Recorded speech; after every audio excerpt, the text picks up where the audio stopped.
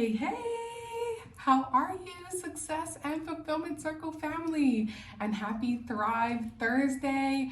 I am super excited for today's topic because I think that this is something that a lot of us, I don't want to say struggle with, but part of me does because, I think we go through some ups and downs. And as overachievers, a lot of times when we look at time, we will maybe say, there's never enough time, or, not enough time in the day to get everything done.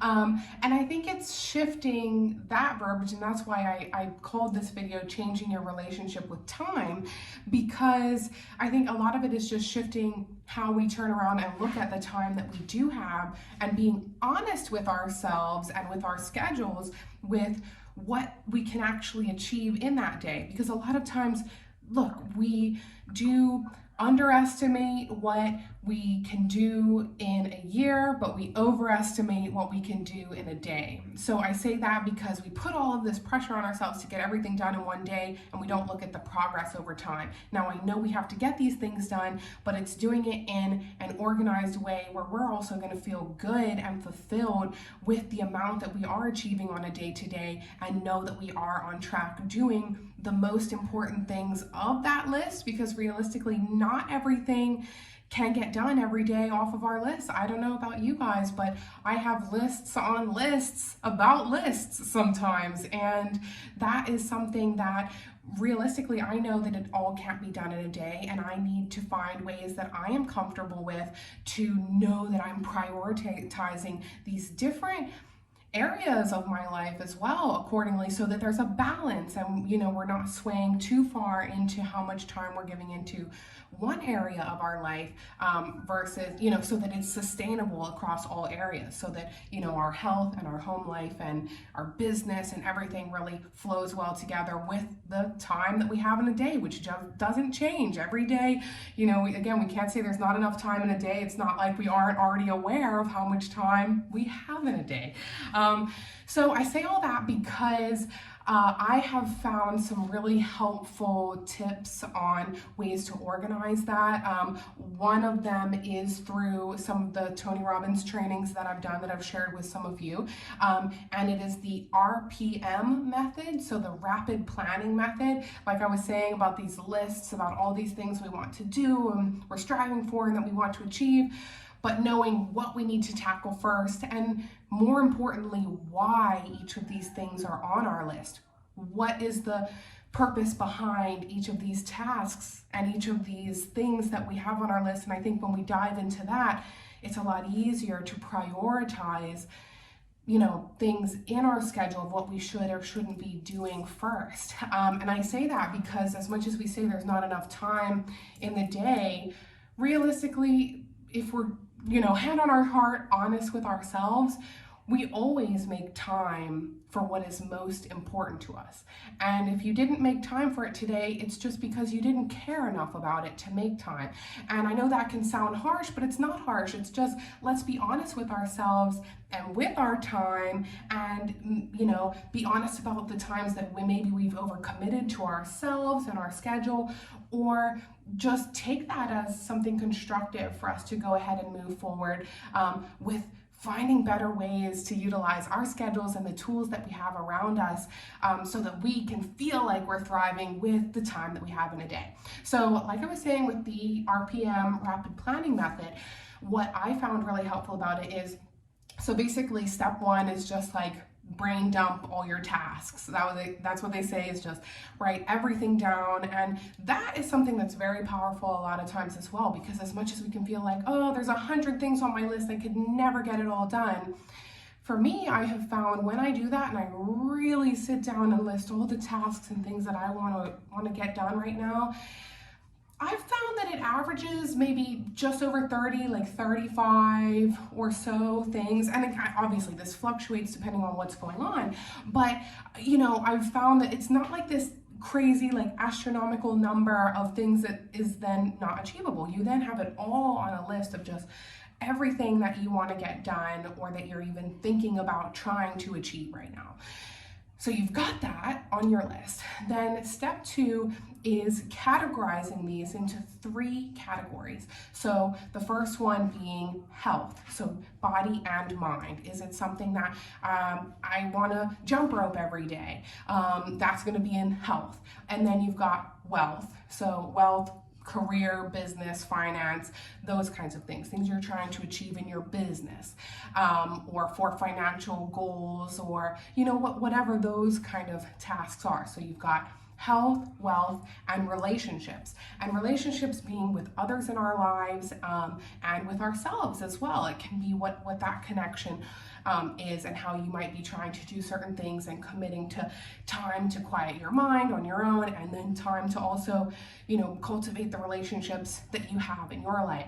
So I say that because after you have your list of everything, however works best for you with categorizing things, I'm definitely like a highlighter, colors person, pink, blue, and green for my 3 categories. And then it becomes a lot more achievable, because then you realize, okay, my health goals, I've got 8 things on my list, say whatever that is.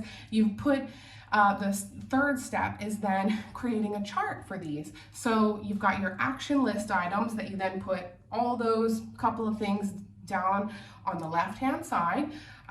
So each of those, and then, so you're gonna have 3 columns. The first column is the action list items. Second column is the target results, so what you're trying to achieve out of that.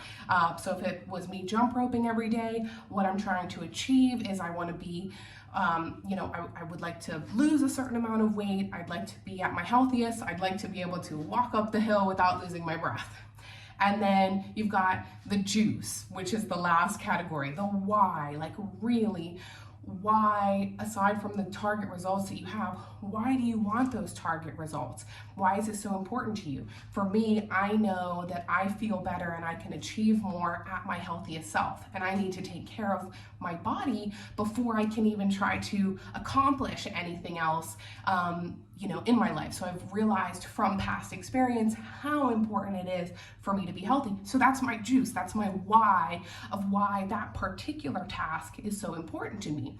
So you have those 3 categories, you go through that for each item, and once you go through that, you start to really gain clarity around each of these things that I'm thinking about doing, why I want to do it, and really which ones kind of pull you to be the most important right now. So the next step after you've done that chart with each of these items is then for you to really look and choose the 20% that will make the 80% difference. What I mean by that is, if you've got 10 tasks on the list, realistically, we're not going to get all of those done today. But so that we can feel good that we have at least committed to moving forward in this area of our life and getting some things done, we've got to choose those 2 items off of the list of 10 that will make the biggest difference for us right now in this moment, and then continue to visit that list moving forward later on. But right now we're going to choose that 20% that we feel will make the 80% difference once we really look at the juice, the why we want to accomplish each of these tasks. So that's how I have found, it's been so powerful for me to continuously reassess. I mean, the RPM is not something that you just do once, you move on, I feel good, it's all done. You continuously do this, whether you decide that it's something you want to do monthly or weekly, and really hone in on what's the most important things for you and why. So also the next step in that, to committing to the time that you're going to start to do these things, is, for me, I found most importantly was creating some non-negotiable time before I start the rest of the day, before I get into everything else and whatever the day can throw at me. I've got some non-negotiable time of my own, my own personal schedule of things that help set me up for success and prime me and prime my mind and my health for the day. So that for me is at 5 o'clock in the morning. That's why I've committed to getting up earlier, because I prefer to then be able to kickstart that before starting with the rest of the day. And if you create that, and again, that could be different times for different people, but that's a great way to really start and really create some boundaries around your time and your schedule, so that you know, again, why you've committed to certain things, and you won't then as easily overcommit, because again, as high achievers, you're being invited to different opportunities where you might be pulled to different things, and also when the unexpected something happens in your schedule that does genuinely pull you out of your regular schedule and kind of throws you for a loop and you feel like you're a day behind, you can then look at your list, or really not even with even looking at your list, you can just take a deep breather and know that that is all written down and it's all somewhere for you to address later on as well, and that you have already gone through the list of what is most important right now. So again, it's just so that we can feel that we are fulfilled in that list, because we are continuously achieving things and crossing things off our list, but unfortunately we don't give ourselves that pat on the back that we need a lot of times to say, hey, I know you've just moved right on to that next task, but you've already completed so much. So give yourself a little bit of credit there, and it's a little bit easier to do when you've gotten everything written down in a way that works for you. Another way that I have found, so that is like for your big planning, like I say, it could be weekly, monthly, quarterly, a bigger list annually, something like that for the RPM method. But in like the actual day-to-day, feeling overwhelmed with your to-do lists all around possibly, and really trying to decide, look, I know I don't have enough time in the day to do everything, but just so that you can really feel better about the things that you are accomplishing.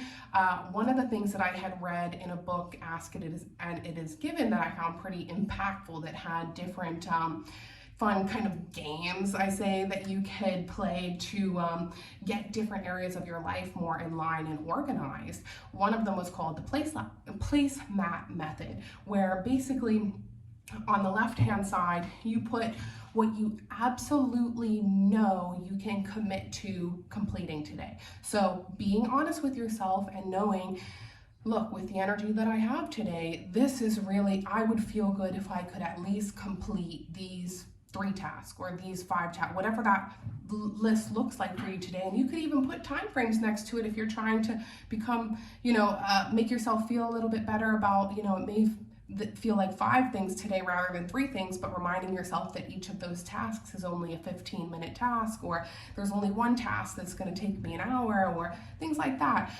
Feeling more organized with that. So that being on the left-hand side, what you absolutely know you will achieve today. And then on the right-hand side is what you put for the universe, or for the future, or whatever it is that, for me, I put for the universe, and on the right-hand side it says, so that will be stuff that basically I know that I will be doing in the future, but that is still putting it in motion by having it all listed out on the side, that's my next tasks that will be completed. But it's funny what happens when you actually write stuff down like that, because there's been so many times where the stuff that I've worked on and I've been achieving on the left-hand side that I've committed to, and I may not have completed something on the right-hand side that I knew I wouldn't get done today, but because I have already put it out there that, I know that this is something I need to work on next, but, I'm not going to be able to achieve it today, I'm putting it out there. And with that, sometimes you will end up with help in another way that you weren't anticipating. Or funny enough, this happened to me the other day where I was going to go to call somebody, and then somebody from that department called me before I had to reach out to them. And I know these are little things that we can call coincidences, but whatever works for you to be able to get that out and get that organized. And I feel like even by putting it on a list like that, and if you were to pin it up and somebody either comes into your office, I'm not saying you need to make this a public list, but if it is a few things that you're working on that you feel like someone might even be able to help you with, you put it up in your office or in your home. It could be something your spouse sees that and says, oh, I didn't realize you were trying to work on that. That's something that I could look up in my spare time, or I could do, and you never know what just getting that out there. But then you'll feel good about completing what's on that left-hand side of the placemat, as they call it, of what you had committed to yourself, and really like honoring yourself and your time, and like I say, appreciating that time you have, and not saying there's not enough time, but saying that I fully embraced the amount of time that I have and know that I did my best accomplishing what I knew I needed to. I've honored my commitments to myself and to others. And I think if you can put your hand up and say, I've honored my commitments to others and to myself, then you're going to sleep well at night. You're not going to have that anxious feeling about there's never enough time and how am I going to get it all done. You're not worried about getting it all done today. You, like I say, are more focused on doing your best, and how do you gauge that you're doing your best is organizing this and knowing that you are doing your best in the fact that you have it all organized, and one step at a time you're working towards these things, and you've chosen what's the 20% to make the 80% difference today, and you will continue to do that tomorrow. And our energy levels are different on different days, so some days you're just gonna like bang through 10 things on this list and be so proud of yourself, even more so. But this is where it is more sustainable on a day-to-day, because we have these not even just ups and downs in energy, but ups and downs in like things that are thrown at us in life, things that are thrown at us at work or in our communities or in our personal life. And having some way to organize this stuff and organize our time in this way will completely set you up for success in the best way of basically controlling the uncontrollable with our time. We control what we can, and this is a great way to do that. So I hope you guys have found that helpful, and that it did shift a little bit your relationship with time and your time, and being more grateful and appreciative for the amount of time we have, and knowing also that these different categories are so important, and none is more important than the other. When I was talking about like health, wealth, and relationships, don't feel like you need to earn sleep by getting X, Y, and Z done. Know that this is just an example, but like many of us haven't always respected the amount of sleep that our body might need. And if you're compromising that because of some other things on your list, I'm not saying this doesn't happen every so often, but if you're making that a consistent practice, then you've got to realize that you're over prioritizing one level over possibly your health in that area. And that's not something that you need to earn, your health and respecting, your body and all of that kind of stuff. That's not something you earn through completing other tasks. That is something that you already need to know that you not only deserve, but you need in your schedule and in your time. So again, I hope this was helpful for each of you, and please let me know, either send me a message, comments, anything like that. I would love to know what you thought about this, or what was maybe the most impactful part, if you've maybe used any of these kinds of things before, if there's other strategies you've used that you'd like to share with the group. But yeah, I hope you found this helpful, and that you continue to just utilize that time for, more progress and happiness. And I just, again, look forward to catching up with you a little bit later. But great job, guys, and happy Thrive Thursday. Talk to you later.